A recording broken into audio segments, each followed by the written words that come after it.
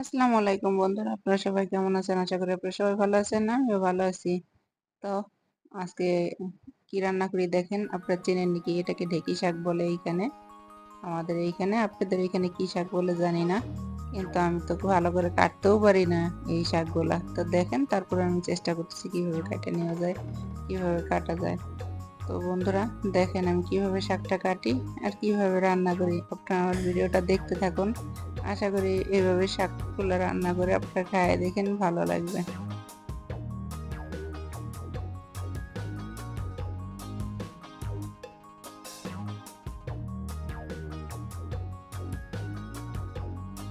তো আমার কিন্তু শাক কাটাকাটি শেষ।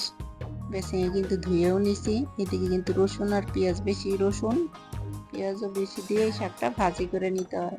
কোনো তেলে ভাপ দেয় না, তেলে ভাপ দিয়ে নিলে পরে শাকটা থেকে বীজলা বের হয়, আর ওই শাকটা খাওয়া যায় না। তো দেখেন আমি শাকটা কিভাবে রান্না করি। আমি যেহেতু এই শাকটা খাইনি, আশা করি আমার বাসার সবাই খাইছে। বাসার সবাই বলতে আমার ছেলে, আমার হাজব্যান্ড, এরা মোটামুটি বলতেছে না খাওয়া যায়, ঠিক আছে, টেস্ট আছে। এর জন্য আপনাদেরকেও বলি, আপনারা খায় দেখেন, ভালো লাগবে। দেখেন আমি শাকটা কিভাবে রান্না করি।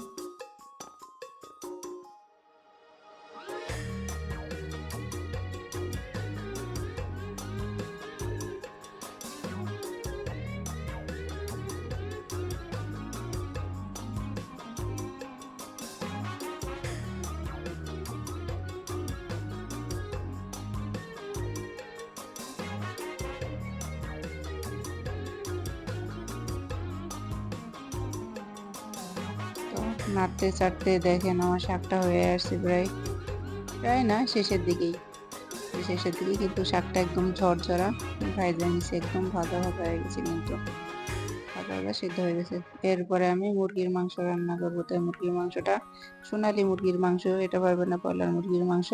আমাদের বাসায় সোনালী মুরগির মাংসই বেশি চলে, আর ব্রয়লার মুরগির মাংসটা আমার ছেলে খায়, সোনালী মুরগির মাংসটা আমার স্বামী খায়। যাই হোক, মাংসটা বেশি খাওয়া হয় মুরগির মাংস। তো মাংসটা কড়া করে ভাজে নিতেছি। এভাবে মাংস ভুনা করে খায় দেখেন, ভালো লাগবে। মাংসটাকে ভাজে নিলাম।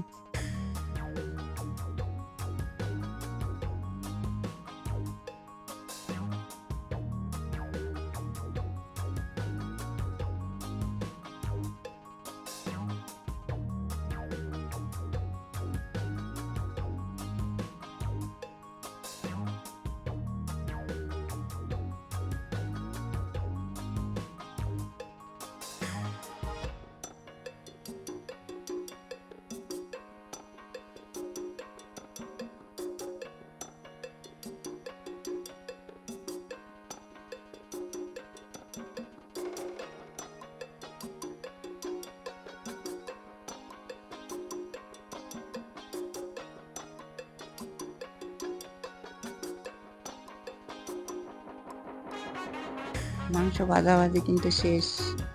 এবার আমি মাংসের কড়াইয়ের ভিতরে পেঁয়াজ রসুন দিয়ে দিয়েছি অলরেডি। মাংসটা ভুনা করব আমি, এর জন্য পেঁয়াজ নেড়ে ছেড়ে পেঁয়াজটা আগে কষায় নিতেছি। এর ভিতরে পরে দেবো আদা জিরা রসুন গরম মশলা, যা যা দেওয়া লাগে সেগুলো দিয়ে খুব সুন্দর করে একটু কষায় নিয়ে তারপরে একটু পানি দিয়ে দেবো। আপনারা দেখতে থাকুন আমি কি কি মশলা দেই, দেখলেই বুঝতে পারবেন। আর এভাবে খাইয়েও দেখেন, খুব ভালো লাগবে।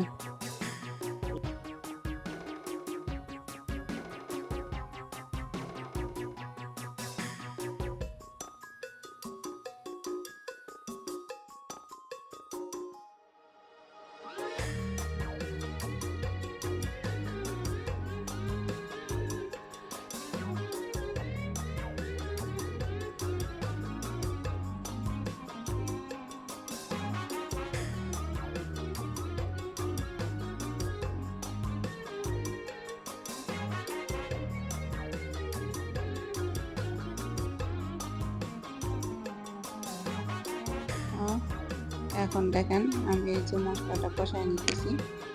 মশলাটা কষানো শেষে আমি একটু পানি দিয়ে দিছি, পানি দিয়ে এখন মশলাটা কষানো হয়ে গেছে।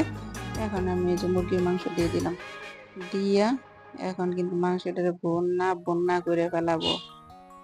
বন্যা বন্যা করার পরেও আর একটু পানি দিব আমি, দিয়া একদম সুন্দর করে ঢাইকা কষাইয়া রান্না শেষ করে ফেলাবো। তারপর আপনারা দেখতে থাকেন আমি কেমনে করে রান্নাটা করি। আপনারা সবাই দেখেন আর বাসায় রান্না করে খাইয়েন। Yummy yummy.